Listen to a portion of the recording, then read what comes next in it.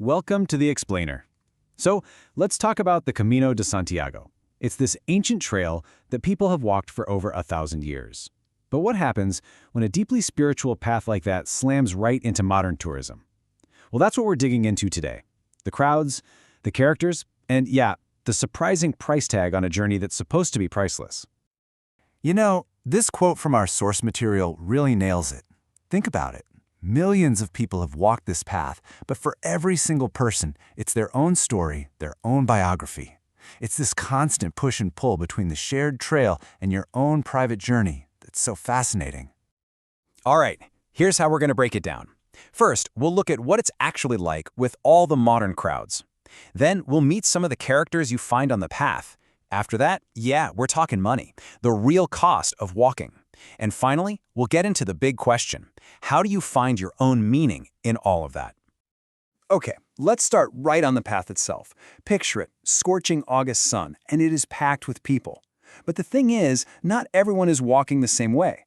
The account we're drawing from says you're basically one of two things. You're either a pilgrim or you're a flâneur.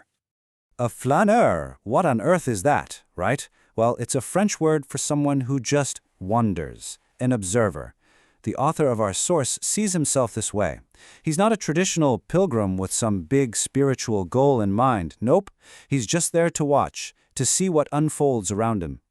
And this is where it gets really interesting. The pilgrim, they're on a set course, you know? They're stepping in the same footprints, tripping on the same tree roots, and taking the exact same selfie as thousands of other people. But the flâneur, they're actively trying to step outside of that. They're looking for something original, something that hasn't been prepackaged. So if you're one of these wanderers, what do you actually see out there? You see the characters. The path basically becomes this huge moving stage, just filled with an incredible mix of human stories. Our source paints this incredibly vivid picture of a section called the Street of the Lame. I mean, it's just a snapshot of humanity.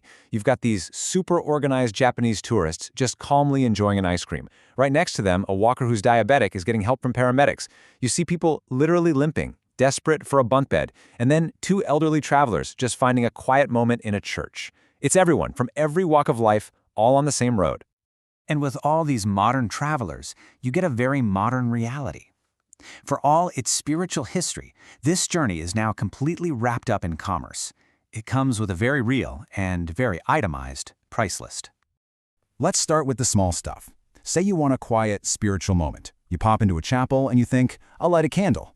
And then you see it, a little sign, in Spanish and English, telling you that moment of connection is going to cost you €1.50. It's the first clue that even faith has been folded into the local economy. Then there's the cost of just walking. To protect your feet from those ancient stones, you need good gear. And right on cue, there's a shop window with these gleaming Gore-Tex shoes.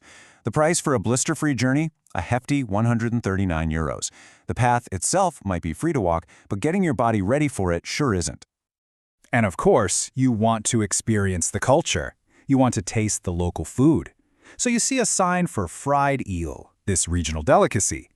But that little plate of authentic local tradition is going to set you back €24. Seems like even the cultural experiences come at a premium.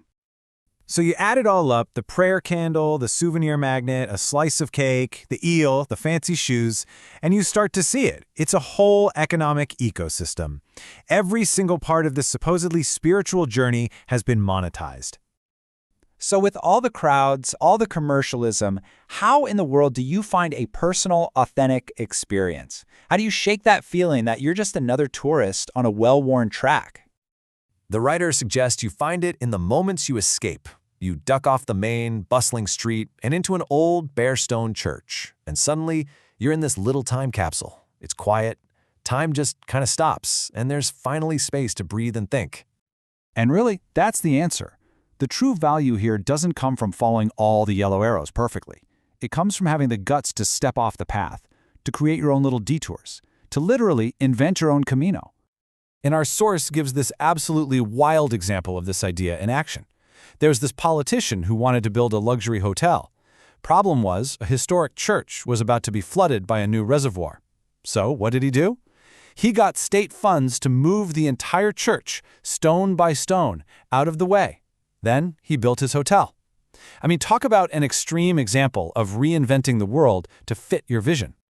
So in the end, after all the walking and observing, the journey comes back around to this one unavoidable truth. Whether you see it as a spiritual quest or a commercial transaction, every single bit of it has a price. And this might be the most powerful idea of all.